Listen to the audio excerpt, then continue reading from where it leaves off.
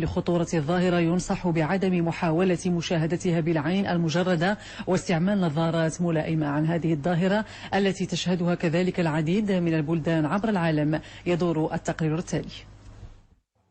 غدا سيشهد كوكب الأرض ظاهرة فلكية نادرة الحدوث تجمع ما بين الكسوف الحلقي والكسوف الكلي، وقد أكد العلماء أن هذه الظاهرة التي تعتبر فريدة من نوعها سيمكن مشاهدتها بشكل جيد عند كل من خط الاستواء وخط غرينتش، مما يعني إمكانية معاينتها انطلاقا من المغرب.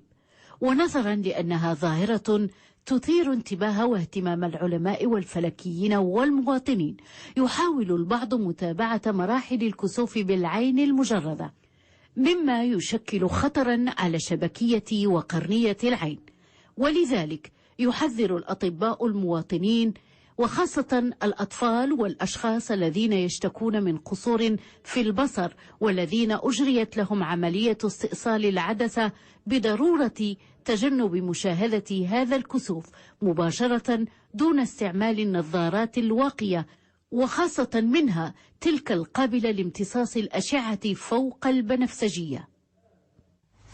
إجراءات وقائية ونصائح لحماية العيون واستعمال نظارات خاصة لمشاهدة ظاهرة الكسوف نتابعها مع الدكتورة أسماء العمراني بمصلحة طب العيون بمستشفى 20 غشت بالدار البيضاء.